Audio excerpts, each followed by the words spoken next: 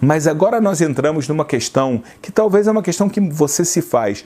E o dízimo que a gente fala de dinheiro, ele existe na Bíblia ou não? Ele também é um dos preceitos que Deus obriga a gente a fazer ou não? É só na terra de Israel como a produção agrícola? Então vamos lá. A ideia do dízimo monetário, nós, por exemplo, vemos em Abraão. Abraão, depois de vencer a guerra sobre aqueles 4 reis que lutaram contra 5 reis, ele recebe muito dinheiro, ele não quer ficar com todos aqueles despojos de guerra. Quando ele encontra Malquitzedek, está escrito que Malquitzedek, ele tinha um nível de sacerdote, e vai Abraão e dá presentes, doações para Malquitzedek. Você já vê aqui uma alusão ao tema dízimo, e agora um dízimo um pouquinho diferente, mas veja bem, explicitamente a gente vai ver em Jacó. Jacó, ele está numa situação de perigo, ele foge de casa, o seu irmão Esaú quer matá-lo, e ele faz uma promessa a Deus. Deus, se você cuidar de mim, me guardar, e eu poder voltar para cá, para a terra de Canaã, com saúde, tudo bem, tudo que eu receber, eu vou dar o dízimo. Para quem ele vai dar o dízimo? Não tem como dar o dízimo para Deus. Então, Jacó está querendo falar que ele vai fazer essa obra social. Ele vai ajudar com o dinheiro que ele tem as pessoas pobres. Não importa quanto dinheiro ele ganhar, ele vai querer ajudar as pessoas. Muito bem. Então, aqui a gente está vendo uma fonte bíblica muito antiga do dízimo monetário. Porém, saiba de algo, o dízimo monetário é diferente do agrícola. Eu vou te falar em 2 sentidos.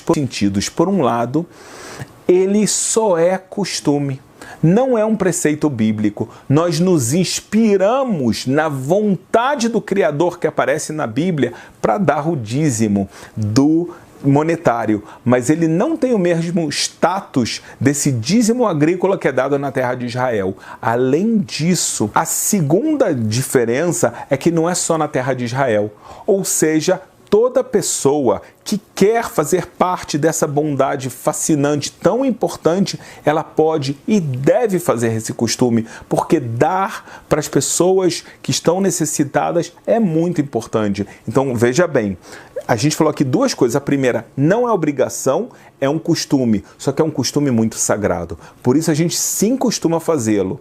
A segunda coisa que a gente está falando é que ele é válido, esse costume, em todas as partes do mundo. E não só para quem tem campo, não só para quem tem produção agrícola. Ou seja, uma pessoa recebe um salário, uma pessoa faz um investimento e ela ganha dinheiro bem com esse investimento. Qual uma forma até de agradecer a Deus? Ele pega e ele faz a conta certinho do lucro líquido que ele vai ter. Vou te explicar. Imagina só uma pessoa que o salário dela são 11 mil reais, o que isso é generoso, tá?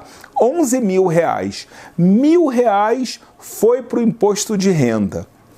Quanto sobrou para ele? 10 mil reais. Então, o salário líquido dessa pessoa, eu sei que ele tem que pagar a conta de luz, pagar a escola dos filhos, etc. Mas o salário que chega na conta dele são 10 mil reais. Sobre esses 10 mil reais, a pessoa que quer cumprir esse costume, ela vai pegar R$1.000, o dízimo, exatamente 10%, e ele vai distribuir. Ele vai distribuir para causas, para pessoas necessitadas, com fome, para causas de pessoas que estão enfermas. Também há a permissão da pessoa utilizar o dízimo para causas espirituais, para que, por exemplo, a palavra de Deus seja cada vez mais e mais difundida. Isso são, então, eu dei aqui 3 ideias de como uma pessoa pode e deve utilizar o dízimo dela. Muitas pessoas me perguntam se eu tenho pais que estão passando fome, que estão em necessidade. Isso é considerado dentro da família? Não vale. É claro que vale. Não só vale, como é preferencial. A Bíblia afirma para a gente que se você tem dinheiro para ajudar outras pessoas, começa ajudando as pessoas próximas a você. Pode ser seus pais, pode ser irmãos, tios, até mesmo amigos muito próximos. Se você sabe que, Deus me livre, eles estão passando por necessidades, ajude eles com o seu dízimo e você está utilizando o seu dízimo da melhor forma possível. Há uma promessa fantástica para quem dá o dízimo, e não só o dízimo, como a gente falou, agrícola, o dízimo monetário. Está escrito aser de o dízimo. Só que em hebraico, a palavra aser, dízimo, ela é muito parecida, são na verdade a mesma raiz da palavra ashir, rico.